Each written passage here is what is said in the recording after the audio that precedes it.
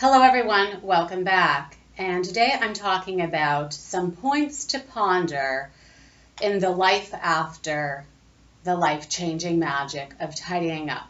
The first point that I'd like you to ponder is give yourself some sort of deadline. I always say do not stress yourself, take it in your own time.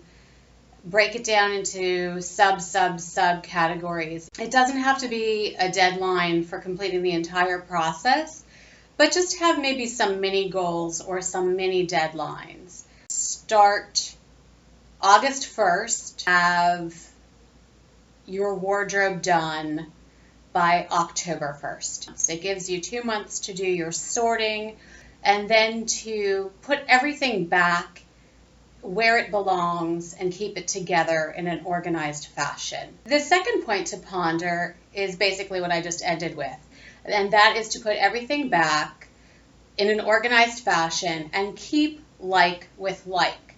You're able to see at a glance what you have, and then you're also able to do kind of mini little KonMari refreshers. Here's a great example of that.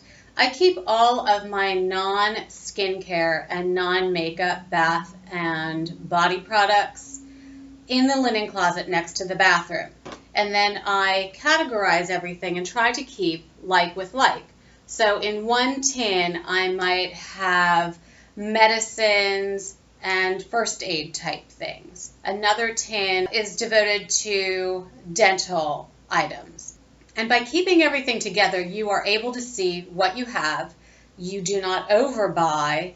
That's not to say that I don't keep 1 or 2 backups of toothpaste on hand, because I do, but I don't buy 10 tubes of toothpaste just because it's on sale. There will be another sale.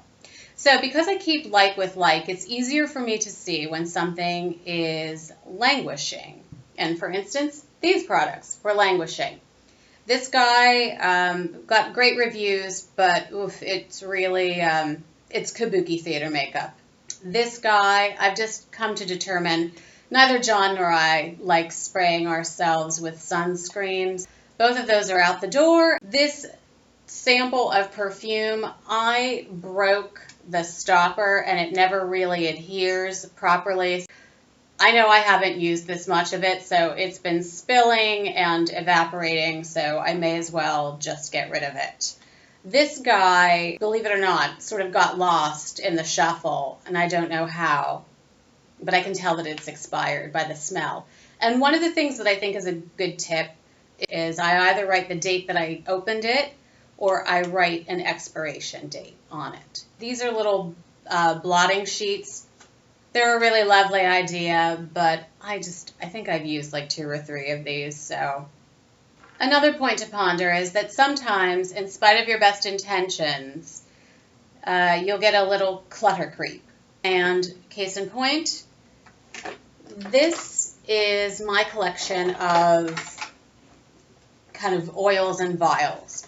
These are my current essential oils. I have 2 larger jars that don't fit into this one. So what's left in this bin are all empties.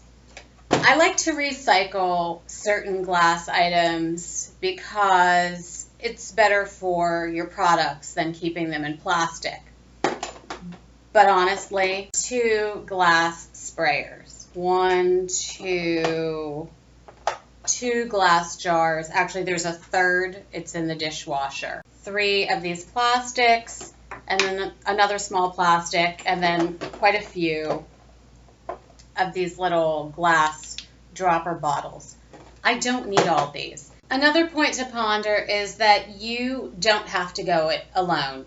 If you don't have the support of, say, your better half or your children, there are groups on Facebook and other social media outlets that are devoted to the life-changing magic of tidying up.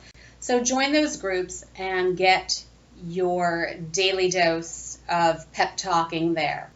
I was very lucky. John is on board with decluttering. He was not an obstacle to me reaching the goals that I wanted to reach. And then he was actually inspired to do a bit more of his own decluttering. And also, John and I are two adults. We have no children. Our time, aside from our jobs and some family obligations, is pretty much our own. And I recognize the fact that that's not the case for everyone. But you do need to carve out some time for yourself, because this is not just home care, this is actually self-care.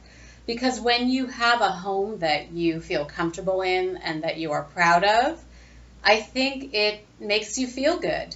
And believe me, I never bought into that crap. I was always the antithesis of the other women in my family who were scrubbers of baseboards with toothbrushes. That was not me. I lived in a big city. I was not transient, but I sometimes would have a new apartment every year or two.